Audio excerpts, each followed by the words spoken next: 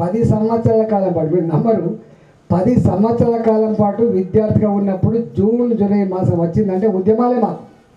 ఎక్కడ మా స్థానం? మాది కోటి గాంధీ జ్ఞాన మందిర్ పార్క్ ఉంటుంది. అది ఇప్పుడు కొంచెం తక్కువ చిన్నగా అయిపోయింది, అప్పుడు పెద్దగా ఉంటుండే ఉమెన్స్ కాలేజ్ దగ్గర. కోటి జ్ఞాన మందిర్, గాంధీ జ్ఞాన మందిర్ దగ్గర మాది. పోవాలి, ఊరేగింపు తీయాలి, సచివాలయం దగ్గర పోవాలి, మా ఆకలి అవుతుంది, మాకు పెంచండి మెచ్ ఛార్జీలు. ఇది మాకు పుస్తకాలు కావాలి, మాకు బట్టలు కావాలి, మాకు ఇది మా పోరాటం. 10 ఏళ్ళు కొట్లాడినాం మేము. కొట్లాడితే కానీ మాకు కడుపు నిండా బువ్వ దొరకలే.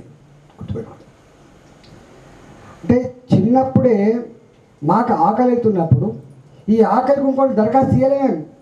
మాకు ఆకలి అవుతుందని వాడిచిన ప్లేటు, వాడిచిన గ్లాస్తో సంగీతం చేసి మేము సాధించుకున్నాం. 40 రూపాయలు అంటే 80 రూపాయలు. అంటే ఎప్పుడు కూడా అడుక్కుంటే రాదు హక్కు. ఏం రాదు? అడుక్కుంటే రాదు హక్కు. అది కొట్లాడితే వస్తుంది. అడుక్కుంటే వచ్చేది కాయో పండో మాత్రమే, హక్కులు రావని చెప్తారు భగత్ సింగ్. కాబట్టి ఈ జాతులకి 2 బాధ్యతలు ఉండాలి. ఒక బాధ్యత నీ కుటుంబాన్ని పోషించుకునే బాధ్యత, రెండవ భుజం మీద రెండవ బాధ్యత ఏంటి? నీ జాతి కోసం, నీ హక్కుల కోసం కొట్లాడే బాధ్యత ఉండాలి.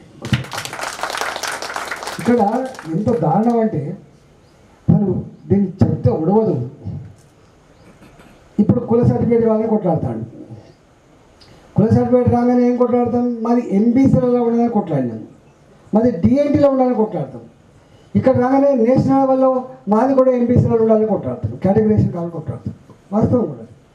అంటే ఎందుకు చెప్తున్నంటే నీ జీవితాంతం పోరాటం నీ బతుకులో భాగంగా ఉండాల్సిందే అంటున్నా నేను. హక్కుల కోసం కొట్లాడాలి, హక్కుల అమలు కోసం కూడా కొట్లాడాలి.